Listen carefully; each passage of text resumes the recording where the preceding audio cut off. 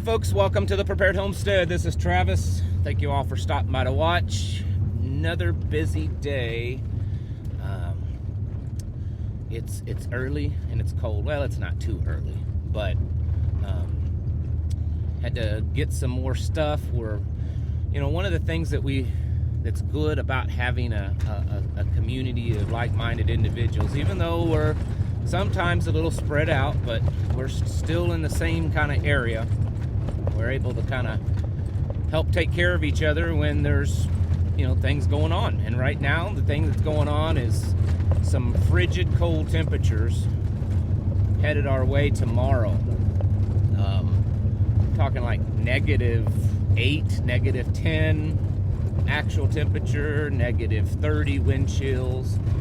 And it's very early in the year for this kind of stuff, for around here. I understand that some of you have been dealing with -30 and 40 and 50 and all that kind of stuff. I've been there. I've been in those places. I know what that feels like. But around here, it doesn't get that cold this early, or ever really, but especially this early. And it's throwing people off. And there's a lot of homesteaders that are still in the process of building things and getting themselves set up, and so it's kind of catching them off guard. So several of us we're all checking on each other, and we're spreading the love around. If they need a little bit extra straw and someone's got an extra bale or two, we run that over there, make sure that everyone's good to go. So basically that's what I'm doing today. This kind of lifestyle, and I'm not just talking about homesteading.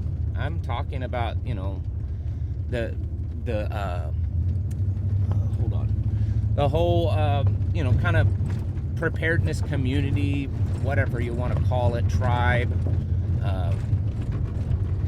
It's becoming a real vital asset to the people around us.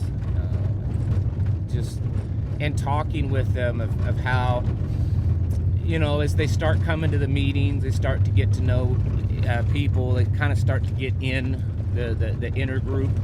They think at first, well, this is fun. This is good. It's good for fellowship and stuff. And then as it grows, they start to realize how important it really is. And I think to how our society has been for the last 2 or 3 generations at least, of becoming more distant from each other, having less and less of that community and personal connection with each other. 100 years ago, what we're doing within our community right now, it would have been normal. That was just normal behavior. And in today's world, it's not normal. Many of you are probably hearing what I'm saying and saying, man, I wish I had that, because nothing like that exists around me. I know, because I hear that all the time.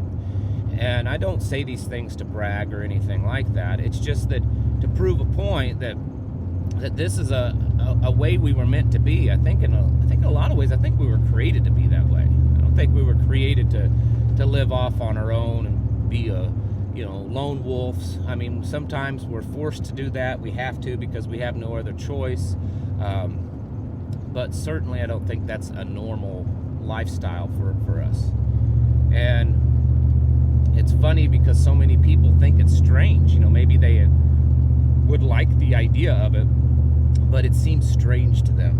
And I tell them, I said, we're not doing anything any weird or anything. We're not some kind of, hippie commune running around the campfires at night. We're just being normal, what probably your grandparents and great-grandparents and maybe great-great-grandparents, and so on, and far how back you want to go. This is what they did. This was the lifestyle they lived. And that's all we're really doing, is rekindling that. Nothing extreme, nothing crazy, just rekindling that.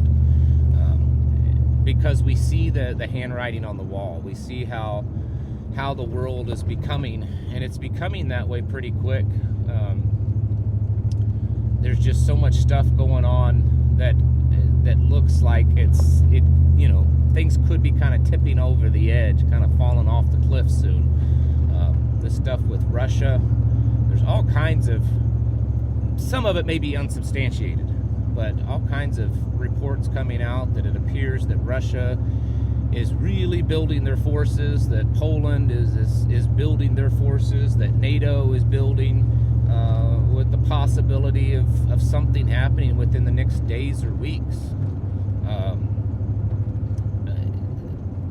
I think 2023 is going to be a year to remember. Maybe I should put it that way, because of the stuff happening. And I know I'm rambling. Because I have ideas, and sometimes it's hard to put it all into one thought in one video. So let me try to break it down. Once again, we got to get ready, folks. Got to get serious. I know most of you are believers. You need to be praying and praying hard for God to give you the direction of what to do first, how to do it, because this is very much a spiritual. Everything's spiritual, but this is very much spiritual stuff that's going on. You don't want to be in a place that it's 10 times harder to be prepared and secure and safe. It's silly. It'd be like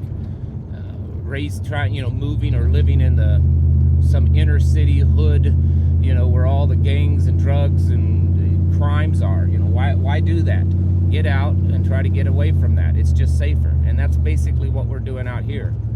It's not 100% foolproof. It's not 100% protection, but it's definitely better, and it allows us more freedom to live a lifestyle not only that we want, but a lifestyle that's much more sustainable. So some of you probably are right on the edge of taking the plunge, and I'm not telling you to do it.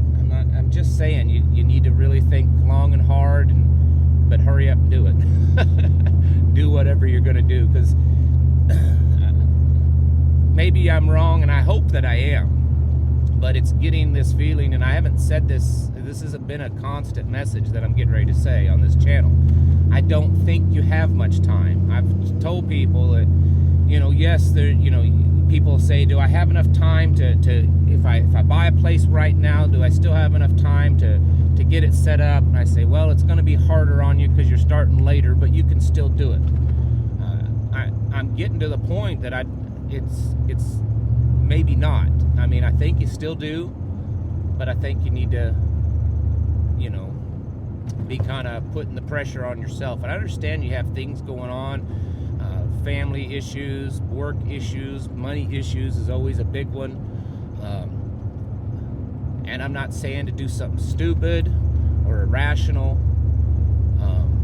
Just saying that things seem to be unraveling at a pretty fast pace. And I think because even us preppers have been so desensitized by how things have been going the last couple of years, that we may not realize that the pace is picking up. It's getting crazier. It's getting worse. It's getting worse faster. And so there are places like this. This isn't the only one, like where we live. We're not the only place in the country that's like this. The Ozarks, Missouri Ozarks, Arkansas Ozarks. I live in the Missouri side. Someone asked there. You always say the Ozarks. Well, where? I live in the Missouri side. Arkansas Ozarks is good too, but there's other places. There's people that are moving into eastern Tennessee. That's where I was born, that area. So that's a good area too. It's a little cheaper cost of living here, but that's still a pretty good area. But it's time to get it done, folks. It's time to get serious, because I think the clock's been ticking for a while, and we probably don't have a whole lot of time left. Above all, it's time to get your houses in order. Prepare yourselves mentally, physically, and spiritually. Thank you for watching, and I'll catch you in the next video.